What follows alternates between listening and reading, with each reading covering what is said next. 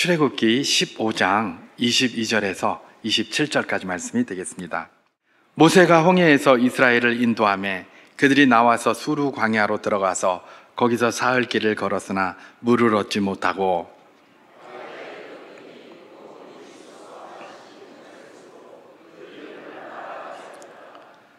백성이 모세에게 원망하여 이르되 우리가 무엇을 마실까 하매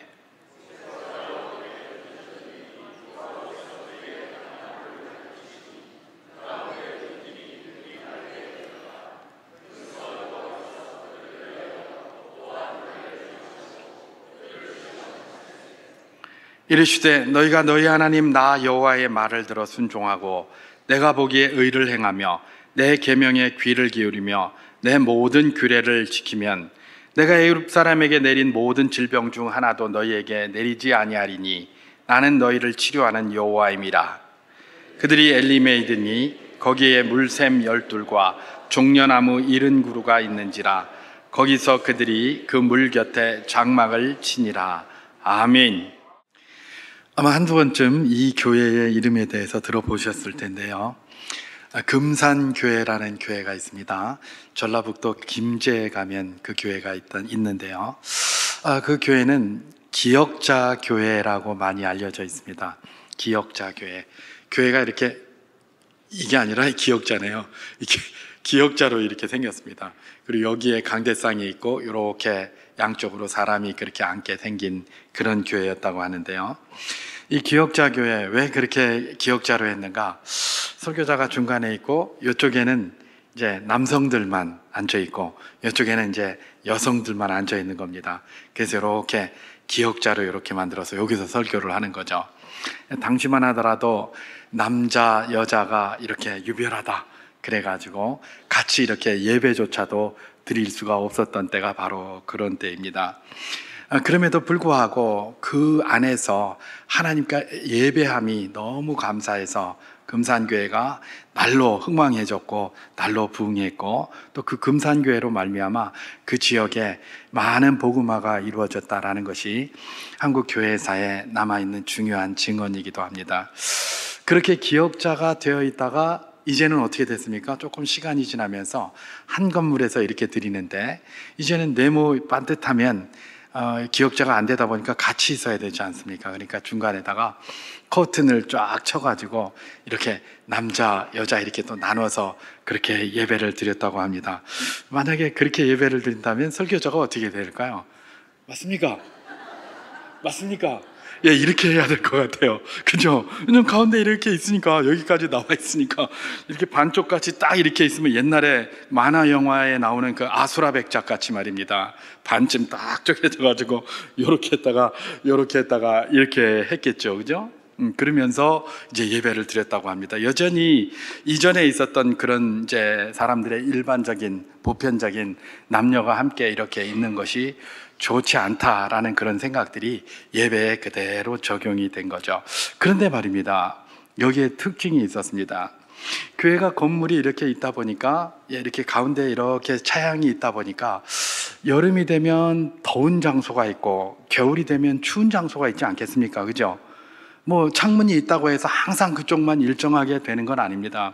어떤 쪽은 이상하게 여름이 되면 더운 쪽이 있고 또 이상하게 겨울이 되면 추운 쪽이 있어요. 그리고 특징적이게도 여름에 더운 곳이 겨울에 춥습니다. 그죠? 우리가 너무 잘 알잖아요. 그죠? 건물에 보면 여름에 되게 더운 건물이 겨울에는 또 되게 추워요. 또 겨울에 추운 건물이 또 여름에는 또 되게 덥습니다. 그 참 희한합니다. 그렇게 돼 있어요. 그러면 여기 이제 쭉 이렇게 차양이 쳐져 있습니다. 남반과 여반으로 나눠져 있습니다. 그러면 여름에 시원한 곳에 남반이 앉았을까요? 여반이 앉았을까요? 겨울에 굉장히 추운 음지에 남반이 앉았을까요? 여반이 앉았을까요? 예, 놀랍게도 여반이 앉았습니다. 따뜻한 겨울에는 따뜻하고 여름에 시원한 곳에 누가요? 여반이 앉았어요. 겨울에 춥고 여름에 더운 곳에 누가 앉았습니까? 남반이 앉았습니다. 이 놀라운 거 아닙니까? 이 놀라운 거잖아요. 그렇죠? 요즘 우리는 다 그렇게 하고 있죠? 예, 여반이 뭐 하니까 왜 여반만 그렇게 하노? 남반은 왜 이렇게 덥노? 혹시 그렇게 하지 않습니까? 예. 여러분, 그 시대는 다 그랬어요. 남성 우월주의 사회 이래가지고 여성들은 항상 인정받지 못하고 여성들은 항상 저기 허드렛 일이나 하고 이런 시대이지 않았습니까? 그죠? 그런데 교회에만 오면 여성들이 대우를 받는 거예요. 교회에 오면 아주 따뜻한 자리, 겨울에 따뜻한 자리는 뭐 거기도 추웠겠지만 그래도 그 중에 따뜻한 자리는 여성들에게 배려하고 여름에 시원한 자리를 여성에게 배려해줘요. 세상의 모든 다른 데는 가면 다 그냥 이게 이러면서 말입니다. 무슨 암탉이 울면 집안이 망한다 이런 소리 하고 앉았고, 무슨 부고하고 여성은 3일에 한 번씩 두들겨 패야 된다 이런 소리 하고 앉았는 그런 사회에서 교회에만 딱 가면 어떻게 한 겁니까? 여성을 굉장히 배려하는 거예요. 그래서 그 당시에 교회에 사람들이 많이 몰려 들어왔습니다. 누가 몰려 들어왔을까요? 여성들이. 교회만 가면 그래도 대우받는 거예요. 딴 곳에서는 대우 못 받는데 교회 가면 대우받는 거예요. 그것 때문에 교회가 성장을 하고 많은 여성들이 교회에 들어오게 된 것입니다. 그 이후에도 지금도 보십시오. 남성 비율보다는 여성 비율이 훨씬 많아요. 이렇다는 것은 여성을 좀 배려하는 것 같다는 그런 생각을 저는 개인적으로 하는데 모르겠습니다. 우리 여성들이 그렇게 생각하고 있는지 생각하지 않고 있는지는 잘 모르겠습니다만은 어쨌든 한국교회가 그렇게 해서 여성들이 많이 들어오면서 굉장히 많이 이렇게 성장을 하게 되었던 것입니다. 그러다가 이 차양이 이제 없어졌죠. 없어지면서 그 다음에 이제 들어오게 된 게 뭐냐? 의자가 들어왔습니다.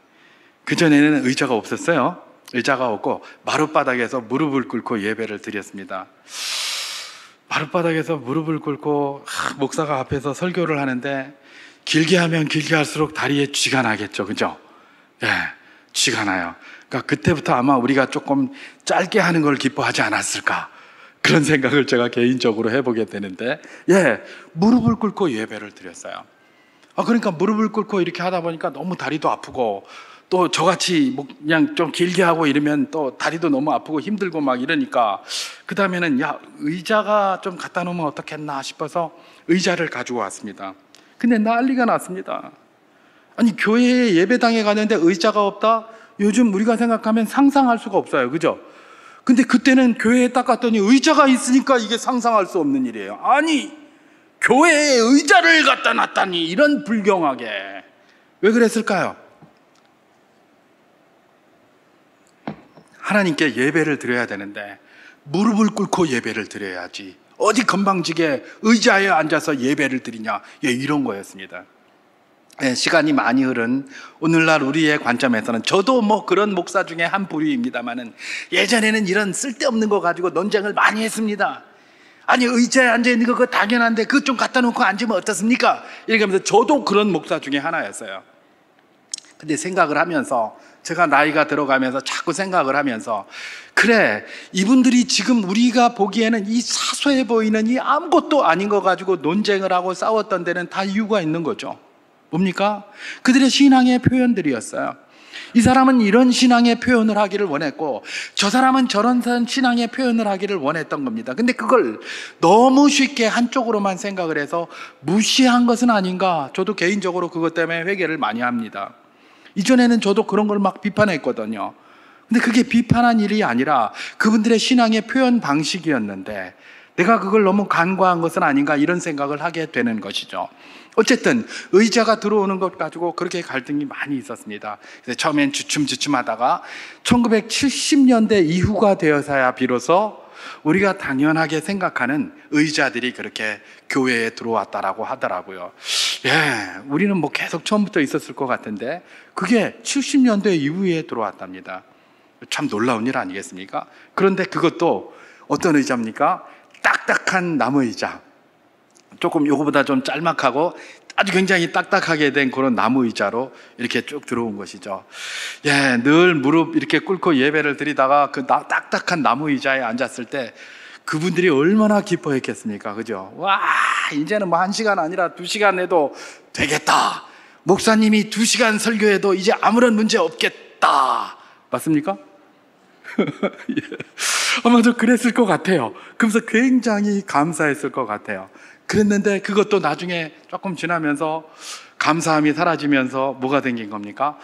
이렇게 엉덩이가 베기노. 이제 엉덩이가 아파서 이 딱딱해서 안 되겠다 라고 해서 나온 의자가 우리 의자 같은 겁니다. 스펀지 푹신한 게 쫙 깔려가지고 말입니다. 얼마나 푹신합니까, 그죠? 여기서는 한 3시간쯤 설교해도 될 것 같아요. 아닙니까? 예, 푹신한 게 이렇게 들어왔어요. 저는 우리 교회 입당을 할 때에 이 자리에 없었기 때문에 그 감동을 제가 모릅니다만은, 아마 이렇게 건축을 하시고 이렇게 푹신한 의자를 이렇게 놓으시고 처음에 예배 드리실 때 우리 성도님들의 그 생각을, 그때를 한번 기억을 더듬어 보십시오. 이 푹신한 의자에 앉았을 때 감동이 있으셨을 것 같아요. 물론 없었던 분도 있을 텐데 제가 그냥 강제하는 겁니다. 있으셨을 것 같아요. 맞죠? 참 의자도 좋고 참 이게 우리가 참 하나님의 은혜로 이렇게 헌신하고 한데, 이런 건물에서 이렇게 푹신한 의자에서 너무 편하다, 그런 감동이 분명히 있으셨을 것 같아요. 맞죠? 예, 있으셨어요. 저는 모르지만 아마 우리 성도님들 가운데는 그런 감동이 있으셨을 겁니다. 근데 이제 이게 또 시간이 쭉 흘러가면서 이제 우리도 의자가, 이게 이렇게 긴 의자가 있으니까 또 그것도 많으니까 이걸 조금 자꾸 거추장스러워지는 거예요. 그러면서 이 의자 이건 좀 어떻게 처분할 수 없는가, 이런 생각들이 슬슬 드는 겁니다. 그래서 이제 알아봅니다. 저런데 어디 개척교회나 시골교회나 이런데 혹시 의자가 필요하십니까? 이렇게 질문을 해요. 그러면 이전 같으면 어떻게 되겠습니까? 교회에서 의자 바꾼다고 하면 이전에 그 딱딱한 의자 그거 말입니다. 우리 의자 바꾸는데 그러면 그 딱딱한 의자 우리 주세요.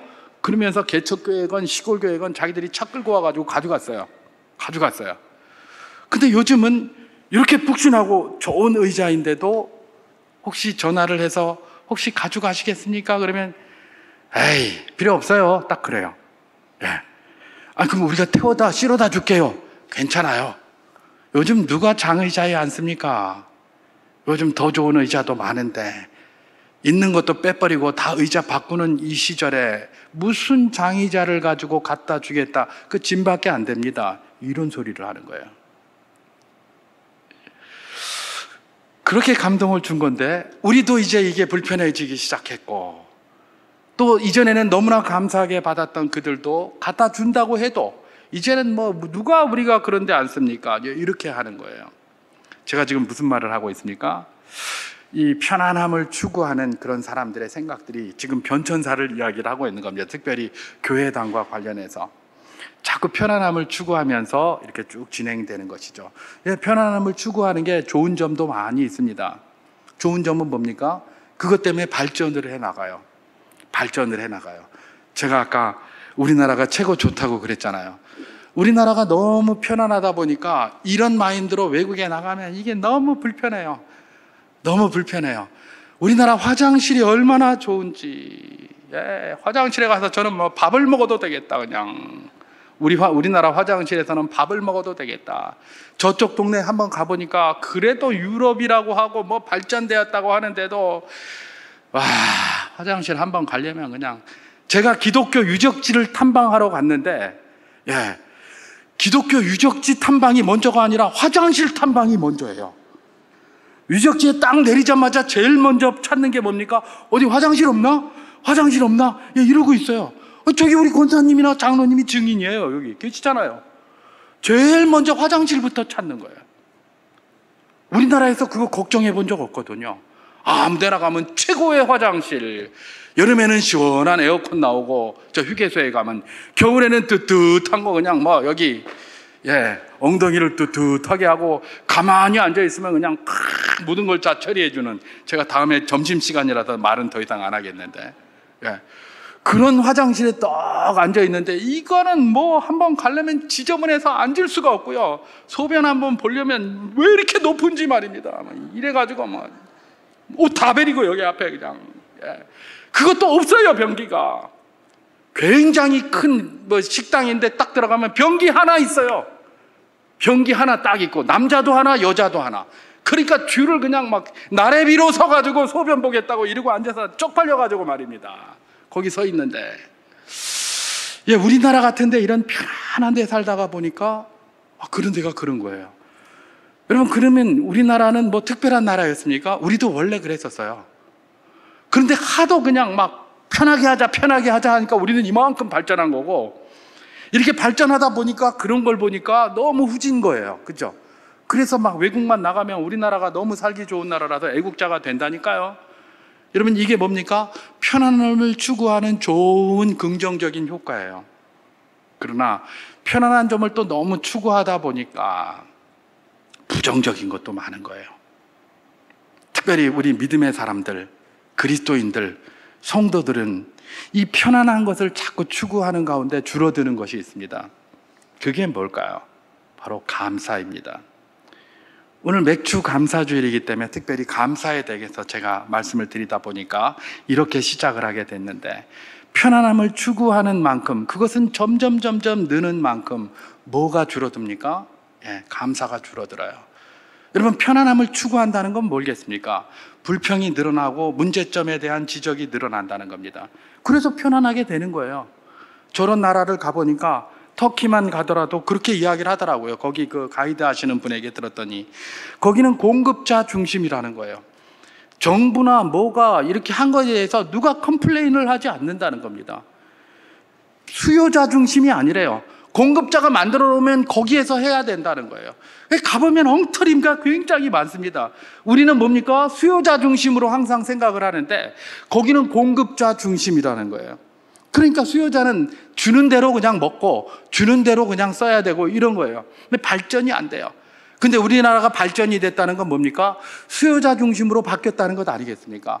자꾸 이 사람 이야기하고 저 사람 이야기하면 거기 맞추려다 보니까 굉장히 발전을 한 것이죠. 그런데 발전은 했는데 그 발전하기 위하여 계속해서 뭘 했다는 겁니까?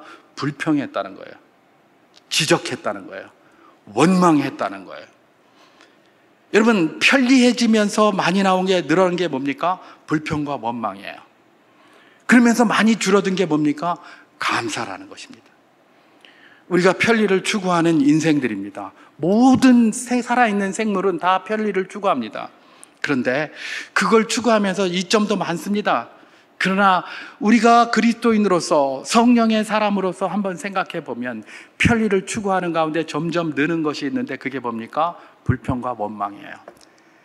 그러면서 점점 주는 것도 있습니다. 점점 주는 건 뭘까요? 감사가 줄고 있다는 겁니다. 그게 우리가 다시 한번 이 맥주 감사주의를 맞아서 우리 삶을 되돌아보면서 생각해 보아야 할 것이라는 것입니다. 제가 일전에 파레토 최적이라는 말을 한번 드린 적이 있습니다. 정치 경제학자인 파레토라는, 빌프레도 파레토라는 사람이 제시한 경제학 이론입니다. 파레토 최적이 뭐냐? 파레토 옵티멈 그러는데, 이 둘이 이렇게 이만한 공간에 있는 둘이 딱 선을 마주하고 있습니다. 딱 마주하고 있어요. 그래서 이것이 늘어나면 이것이 줄게 돼 있어요. 또 이게 늘어나면 반드시 이게 줄게 돼 있어요. 반드시 뭐가 하나 늘어나면 줄게 돼 있고, 반드시 다른 게 줄면 늘게 돼 있는 게 있어요. 이게 파레토 옵티멈, 파레토 최적이에요. 제가 그때 그걸 설명하면서 우리 심령을 이야기를 했습니다. 우리 심령 가운데는 뭐가 있다고 했습니까? 성령님이 우리에게 주신 성령의 소욕이 있어요. 또 다른 하나는 뭐가 있습니까? 우리 육신의 소욕이 있어요. 육신의 속력과 성령의 소욕이 딱 그냥 파레토 옵티멈을 딱 이루고 있어서요, 제3의 영역이 없어요. 제3지대가 있으면 좋겠는데 제3지대가 없는 거예요. 그래서 딱 붙어가지고 성령의 소욕이 늘어나면 육신의 소욕이 줄게 돼 있어요. 육신의 소욕이 늘어나면 성령의 소욕이 줄게 돼 있어요. 그게 바로 뭡니까? 우리의 이 내면의 심령이라는 것입니다. 여러분, 성령께서 성령의 소욕과 육신의 소욕을 딱 이렇게 맞닥뜨리고 살아가고 있는 우리들에게 하나님이 요구하시는 건 뭐였습니까? 성령 충만이었습니다. 그죠? 성령 충만이라는 말이 뭐냐? 육신의 소욕은 다 없애버리고 성령의 소욕으로 가득 채워라, 그런 말 아닙니까? 우리가 그래서 기도합니다. 하나님, 우리에게 성령 충만을 주옵소서. 그렇게 기도합니다. 많은 경우 성령 충만 기도하라고 그러면 하나님 성령 충만케 하여 주시옵소서 열심히 기도합니다. 근데 그 성령 충만의 목적에 대해서는 다르게 생각해요. 어떻게 생각합니까? 내게 성령 충만 주셔서 방언케 하여 주시옵소서. 내게 성령 충만케 하셔서 은사를 행하게 하여 주시옵소서. 내게 성령 충만케 하여 주셔서 뭘 하게 해주시옵소서. 자꾸 그런 이야기를 해요. 그럼 하나님께서 우리에게 성령 충만을 받으라, 술 취하지 말라, 성령 충만을 받으라, 술 취한 것처럼 네 소견에 오른 대로 하지 말고 성령의 충만을 받으라라고 말씀하시는 이유는 뭐겠습니까? 결국은 네 뜻대로가 아닌 하나님의 뜻대로 살라는 겁니다. 성령 충만 받아서 방언하라, 성령 충만 받아서 예언하라, 성령 충만 받아서 무슨 치유의 은사를 해라, 그런 것들은 다 부수적인 거예요. 성령 충만의 부수적인 부산물에 불과한 거예요. 진정한 하나님께서 우리에게 성령 충만을 받으라는 목적은 뭡니까? 네 뜻대로 말고 아버지의 뜻대로, 하나님의 뜻대로 너희 삶이 진행되기를 원한다는 것입니다. 그게 성령 충만의 주된 목적이에요. 그래서 우리 주님께서 제자들이 우리에게 기도를 가르쳐 주시옵소서라고 이야기할 때 뭐라고 얘기를 하시는 겁니까? 하늘에 계신 우리 아버지여, 이름이 거룩히 여김을 받으시오며라고 시작하는 주기도, 주님이 가르쳐 주신 그런 기도문. 그러다가 중간에 뭐가 나옵니까? 뜻이 하늘에서 이루어진 것처럼 땅에서도 이루어지기를 소망합니다. 하늘에서는 하나님의 뜻이 100% 일어납니다. 그럼 땅에서도 이루어져야 돼요. 100%. 누구를 통해서? 기도하는 나를 통해서. 기도를 가르쳐 달라고 했더니 주님이 그렇게 가르쳐 주셨어요. 하나님의 뜻이 너를 통해서 너의 삶에 100% 이루어지기를 원한다고 그렇게 기도해. 그게 바로 뭐예요? 성령 충만이라는 거예요. 성령 충만은 다른 게 아닙니다. 우리가 성령 충만이라고 얘기하고 그동안 많이 기도했던 건 부산물들이에요. 주된 목적이 아니에요. 주된 목적은 뭡니까? 성령 충만케 해서 하나님의 뜻대로 살 수 있게 해주십시오. 내 소견에 옳은 대로가 아니라 하나님의 뜻대로 살게 해주십시오라고 기도하라는 것이 바로 하나님이 성령 충만을 위하여 기도하라는 바로 그 내용입니다. 그러면 성령 충만을 위하여 기도하라는 하나님의 뜻이 우리에게 임하되었다면 그 뜻의 본질은 뭐겠습니까? 성령의 소욕대로 살라는 것이겠죠. 그죠? 성령의 소욕대로, 육신의 소욕대로 살지 말고 성령의 소욕대로 살라는 겁니다. 파레토 최적에 의해서 육신의 소욕을 절제하고 내려놓으면 성령의 소욕은 충만하게 되어 있습니다. 그러니까 그렇게 살라시는 거예요. 그리고 성령의 소욕의 주된 아주 중요한 특징 가운데 하나, 중요한 요소 가운데 하나를 고른다면 그게 뭡니까? 바로 감사인 것입니다. 우리 주님께서는 범사에 감사하라고 하셨습니다. 그죠? 범사에 감사하라는 거예요. 좋은 일만 감사하고 나쁜 일은 감사하지 않고, 내게 힘든 일은 감사하지 않고, 이런 건 뭐예요? 범사에 감사가 아니잖아요. 그죠? 그건 범사에 감사가 아니에요. 그럼 범사에 감사하라는 말은 뭔가 일이야 어떻든지 상관없이 감사하라는 그런 말 아닙니까? 이건 우리 개인의 육신의 소욕으로 이룰 수 없는 일들입니다. 그죠? 그건 오직 하나님의 뜻으로만 이룰 수가 있는 거예요. 그래서 범사에 감사하는 것도 그냥 할 수 있는 게 아니에요. 성령의 소욕으로 충만할 때에 비로소 그렇게 할 수가 있는 거예요. 그러니까 결국은 주님께서 이야기하시는 건 똑같습니다. 이 모양이나 저 모양이나 그 방향이나 모양이 달라서 그렇지 주님 뜻대로 살기를 계속 구하고 그것을 추구하고 그것대로 살아라, 이런 이야기입니다. 그 중에 하나가 뭐다? 감사라는 것입니다. 감사. 그러면 우리가 불평하지 말아야 된단 말인가? 불평이 없을 수 없습니다. 불평할 수 있습니다. 그러나 그 불평이 뭐예요? 결국은 성령의 뜻, 하나님의 뜻은 아니라는 것이죠. 그러니까 불평하더라도 이내 뭘 해야 된다는 겁니까? 감사로 돌아서야 된다는 겁니다. 그리고 불평하지 않을 수 없지만 불평하면 반드시 줄어드는 것이 있는데 그게 뭐다? 감사라는 사실입니다. 그 사실을 잊지 말라고 이야기를 하시는 것이고, 특별히 맥주 감사주의를 이렇게 지정을 해서 우리에게 드리게 하시는 이유가 뭐다? 바로 이런 사실을 다시 한번 생각해 보라는 겁니다. 딴 때는 늘 불평하고 살더라도 이번 한 주간만이라도 좀 감사 좀 이야기해 보지 않을래? 그런 훈련 좀 해보지 않을래? 그래서 중간쯤에 맥주 감사 있고 덕이 또 한 11월 달쯤 되면 추수 감사 있고 이런 감사 절기가 있는 거예요. 다른 때는 우리가 잘 못하니까 그때만이라도 집중해서 한번 훈련해 보라, 이런 것으로 받으면 틀리지 않습니다. 우리가 무조건 감사만 하고 불평하지 말아야 한다. 그건 인생에게 얻을 수 있는 게 아닙니다. 그렇게 할 수 있으면 제일 좋죠. 그러나 그렇게 할 수 없습니까? 그렇기 때문에 뭡니까? 훈련이라도 열심히 하라는 겁니다. 그래서 절기를 주셨다고 생각하면 됩니다. 기억할 것은 뭡니까? 감사가 늘어나면 불평이 줄어들게 되어 있습니다. 웃는 얼굴에 뺨 때리지 못한다라는 우리 속담이 있지 않습니까? 감사하는 입술에서 동시에 불평이 함께 나올 수는 없어요. 불평 나올 때 불평 나오고 감사 나올 때 감사 나오는 거지, 동시에 나올 수 없다는 거 우리가 너무나 잘 알고 있지 않습니까? 그렇죠? 우리 주님께서 요구하시는 것이 바로 그것이다. 점점 감사가 늘어나면 불평이 줄고, 불평이 줄면 감사가 늘어나게 돼 있다는 것이 바로 오늘 메시지의 핵심입니다. 오늘 본문에서 바로 이 사실을 우리에게 잘 보여주고 있는데요. 오늘 본문 출애굽기 15장 22절에서 24절까지 말씀을 제가 한번 봉독해 보도록 하겠습니다.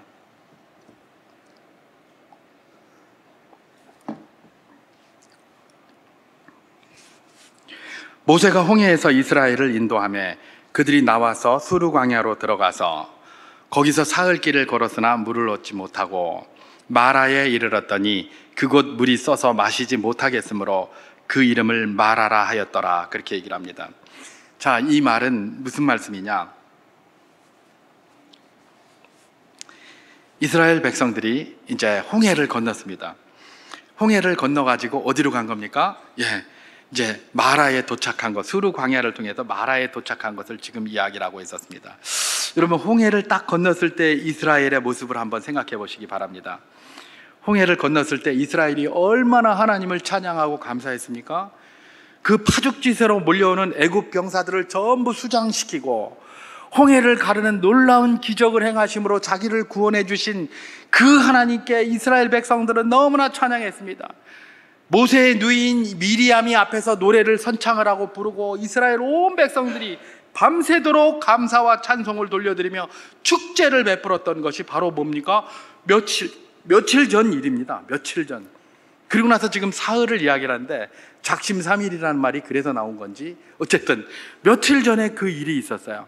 그러고 나서 이제 그걸 다 끝나고 이제 어디로 들어간 겁니까?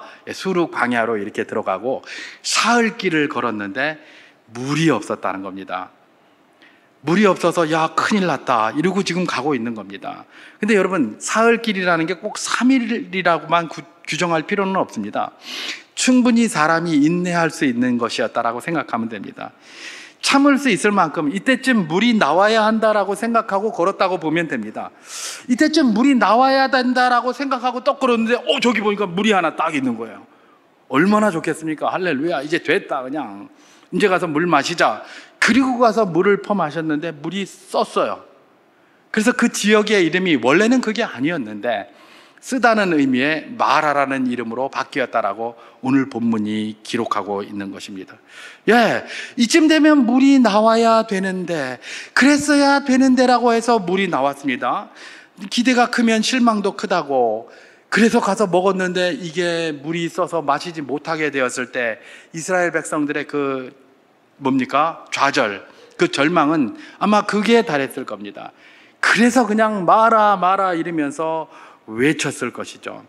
저도 마라의 체험이 이만큼 있습니다. 전에 제가 한번 말씀을 드렸는데, 제가 고등학교 2학년 때 여름방학을 계기로 해서 2주간 병영훈련을 그렇게 다니지 않았습니까? 우린 고등학교 때 그렇게 했었습니다. 병영훈련 가면 진짜 군복 입고 전투복 입고 총 들고 가서 총도 쏘고 유격훈련하고 막 그랬어요. 유격훈련을 하러 갔었습니다. 대구 54단 70훈련단에 유격훈련을 하러 갔었죠. 여러분, 그 당시는 이렇게 물 사정이 좋지 않아서 무슨 수도가 상수도가 이렇게 있는 것도 아니고 물이 거의 그냥 지하수 퍼서 쓰고 이런 것이 대부분이었기 때문에 물이 너무 안 좋았어요. 그런데 이제 고등학교 2학년이고 그러니까 유격훈련을 가니까 수통에다가 아침에 출발을 하면서 물통 다 담아가지고 여기다 끼고 이렇게 갔었습니다. 얼마나 더운지. 그때가 7월 마지막 주, 8월 첫 주 2주입니다. 여러분, 요즘 더우시죠? 굉장히 덥잖아요. 물론 그때보다 더 덥다고 그렇게 이야기를 할 수 있겠는데, 그래도 대구는 분지입니다, 분지. 그래서 원래 더워요. 그런데 7월 말 8월 초입니까? 가장 더운 때잖아요. 가장 더운 때, 그죠? 우리나라 기후가 그런 때예요. 근데 이제 고등학교 2학년짜리가 이제 학생들이 가가지고 유격 훈련한다고 가가지고 땀 빠질빠질 흘리면서 수통 여기 가져왔는데 나눠 먹을 생각이 어디 있습니까? 더우니까 그냥 벌컥벌컥해서 물이 금방 떨어져 버렸네. 떨어져 버렸는데 물이 없으니까 어떻게 합니까? 조교한테 물 좀 달라고 했더니 곧 있으면 물차가 오니까 기다리라는 겁니다. 물차를 기다리며 막 하는데 이게 잘 안 오는 겁니다. 그 시간이 얼마나 긴지. 근데 마침내 물차가 왔습니다.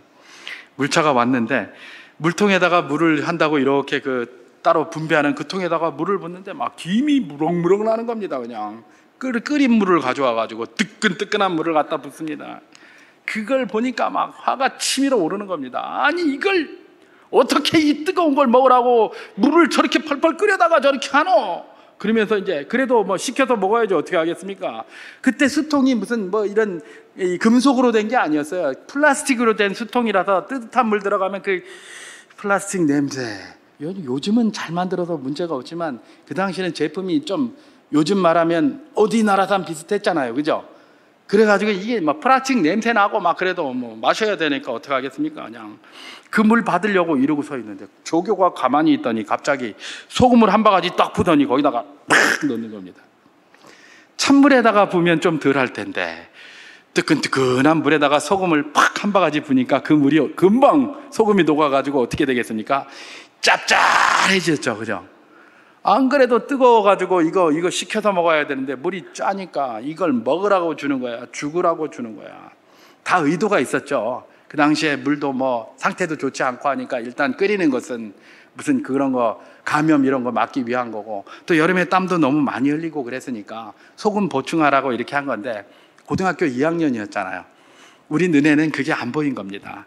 단지 지금 당장 내가 목이 마른데 시원한 물 한 사발 먹고 싶은데 저 조교가 하는 게 뜨거운 물 가져와서 거기다가 소금 때려 부었다, 이 생각밖에 안 되는 것이죠. 그래서 막 화를 내고 조교한테 대들다가 어떻게 했겠습니까? 바로 그냥 땀 쫙쫙 빼는데 얼차려 열심히 받고 이제 그렇게 끝났습니다. 그럼에도 불구하고 저는 그게 마라의 체험이라고 개인적으로, 물론 마라와는 상대가 안 되겠지만 체험이라고 생각하는데, 제가 무슨 말을 하는 거냐, 지금 마라의 이 불평, 이해할 수 있는 만한 불평이라는 겁니다. 저희도 그렇잖아요, 그죠? 뭐 고등학생들 그 불러다가 훈련시키는데 좀 시원하게 했으면 좋겠다. 물론 뒤에 큰 뜻이 있지만은 그 뜻과 상관없이 충분히 고등학생들이 그만큼 불평할 수 있어요. 마찬가지예요. 지금 마라의 학생, 이 사람들이 불평할 수 있어요. 왜냐하면 상황이 그래요, 상황이. 근데 하나님께서는 그렇기 때문에 뭐라고 얘기를 합니까? 우리는 얼차려를 받았지만 하나님께서는 마라의 그 백성들을, 원망하고 있는 그 백성들을 얼차려 주지 않았습니다.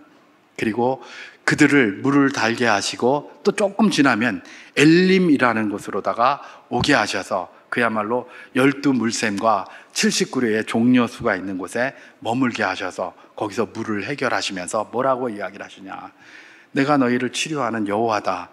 그리고 이렇게 했던 것은 너희를 시험하기 위해서 그랬다라고 이야기를 하셨습니다. 여러분, 이스라엘 백성들의 광야 생활은 불평과 원망의 연속이었습니다. 근데 제가 그 많은 본문 중에서 오늘 본문을 잡은 이유가 있습니다. 그게 뭐냐면, 이 오늘 본문이 이스라엘 백성이 광야에서 들어와서 처음으로 원망했다라는 그 원망이라는 말이 오늘 본문에 처음으로 나오기 때문에 그렇습니다. 이 뒤에도 계속 원망합니다. 근데 오늘 본문이 처음 나오는 거예요. 광야에서 처음 나온, 그러니까 특별한 의미가 있는 것 아니겠습니까? 자, 이스라엘 백성들이 결국 원망했더니 어제만 해도, 아니 며칠 전만, 3월 4월 전까지 그렇게 감사하고 어제까지도 그 감사가 되었을 겁니다. 그런데 오늘 딱 머무니까 그냥 감사는 온데간데 없고 말입니다. 물이 나왔는데 쓴물이 되니까 원망했다라는 것이죠. 감사가 이만했었는데 그때는 원망이 요만큼도 없었는데, 이게 시간이 자꾸 지나면서 감사가 조금 줄어들더니 원망이 조금 커가더니 나중에 원망이 터진가 되니까 감사는 온데간데 없어진 그런 상황이 된 게 바로 이 본문의 상황이라는 것입니다. 여러분, 우리 주님께서 말씀하십니다. 우리는 감사의 사람이 되라고 하십니다. 근데 감사로 충만할 수 있게 하는 것에 아주 걸림돌이 있는데 그 중에 하나가 뭐다? 불평이라는 겁니다. 불평은 그냥 대단한 불평이 아닙니다. 어떤 불평이냐? 작은 불평도 거기에 해당된다는 걸 우리는 기억해야 될 것입니다. 오늘 본문 출애굽기 22장 24절에 보면 모세가 원망했다라고 이렇게 얘기를 합니다. 그죠? 이 원망했다는 말, 이 말의 의미가 뭔가? 원망했다는 이 말의 의미는 저희처럼 가가지고 막 대들고 그랬다는 게 아닙니다. 그냥 한두 마디 한 개뿐이에요. 한두 마디 한 것뿐. 한두 마디. 어떤 말을 했느냐? 이 원망이라는 말이 히브리어로 룬이라는 말이 쓰였습니다. 이 룬은 뭐냐? 제가 번역을 이렇게 들어가 보니까 영문 번역으로 murmur 이렇게 돼 있더라고요. 이거는 웅얼거리다, 투덜거리다, 요 정도의 의미를 가지고 있어요. 웅얼거리다, 투덜거리다, 이 말은 뭘까요? 조교한테 가가지고 우리처럼 왜 이렇게 뜨겁노? 왜 이렇게 짜노? 이런 말 한 겁니까? 아닙니다. 어떻게 했겠습니까? 물이 이래? 물을 주셨다고 하는 이게 왜 쓰노? 참, 이걸 먹으라고 있는 거야. 요 정도 한 거예요. 그렇게 크게 이야기한 것도 아니에요. 그냥 막 웅얼하면서 에이 이러면서 덜투덜대고 이걸 물이라고, 이게 다예요. 그랬는데 이게 전부 어떻게 됐다는 겁니까? 처음에는 이렇게 출발한 거예요. 처음에는 이렇게 출발을 해서 둘이 하나님께서도 충분히 그런 투덜거림을 인정할 수 있었어요. 그렇기 때문에 그들을 벌하지 않으셨어요. 오히려 뭐라고 하셨습니까? 제가 아까도 말씀드린 것처럼 오늘 본문 출애굽기 15장 25절에서 26절을 제가 한번 봉독해 보겠습니다. 모세가 여호와께 부르짖었더니 여호와께서 그에게 한 나무를 가리키시니 그가 물에 던지니 물이 달게 되었더라. 거기서 여호와께서 그들을 위하여 법도와 율례를 정하시고 그들을 시험하실세 이르시되 너희가 너희 하나님 나 여호와의 말을 들어 순종하고 내가 보기에 의를 행하며 내 계명에 귀를 기울이며 내 모든 규례를 지키면 내가 애굽 사람에게 내린 모든 질병 중 하나도 너희에게 내리지 아니하리니 나는 너희를 치료하는 여호와임이라. 다시 말해서 주님께서는 야 너들 왜 원망하고 웅얼대고 있어? 그리고 탁 뭐라고 하신 것이 아니라 그래 그럴 수 있다 라고 생각을 해서 오히려 물을 달게 하시고 그 다음에 엘림으로 인도하시면서 내가 너희들 한번 시험해 본 거야. 나는 너를 치료하는 여호와니까 이제 내가 너희에게 주신 말씀대로 좀 살았으면 좋겠어. 요러고 마치시는 것이죠. 그죠? 요렇게 한 거예요. 그럼에도 불구하고 이 작은 웅얼거림이 어떻게 됐습니까? 처음에는 몇 사람이 그렇게 웅얼거렸는데 이게 그냥 파죽지세로 커진 겁니다.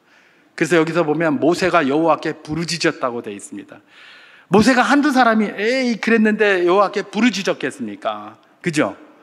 이게 처음에는 그냥 몇 명이 이렇게 얘기를 했는데 이게 그냥 파죽지세로 커져가지고 나중에는 그냥 원망 덩어리가 돼서 날려오는 것이죠. 물론 하나님은 그걸 갖다가 벌하시지 않으셨습니다. 근데 그 원망 덩어리까지 오니까 이제 모세가 가만히 있을 수 없으니 하나님 도와주세요. 어떻게 하시려고 이러십니까? 백성들이 지금 다 죽겠습니다. 그냥 그러면서 난리를 하면서 부르짖게 만드는 궁극적인 결과는 어떻게 됐을까요? 궁극적인 결과는 사도 바울이 고린도전서 10장 10절에서부터 11절까지 이렇게 썼습니다. 제가 한번 봉독해 보도록 하겠습니다. 그들 가운데 어떤 사람들이 원망하다가 멸망시키는 자에게 멸망하였나니 너희는 그들과 같이 원망하지 말라. 그들에게 일어난 이런 일은 본보기가 되고 또한 말세를 만난 우리를 깨우치기 위하여 기록되었느니라. 그렇게 기록하고 있습니다. 고린도전서를 쓰면서 사도 바울이 고린도 교회에 편지를 보냅니다. 고린도 교회에 은혜가 충만한 그런 교회였는데 바울파, 게바파, 아볼로파, 그리스도파 나눠서 서로 그냥 헐뜯고 원망과 불평을 가득 채우고 있었습니다. 그렇기 때문에 지금 사도 바울이 뭐라고 이야기를 합니까? 광야에 있었던 그들을 한번 생각해 봐라.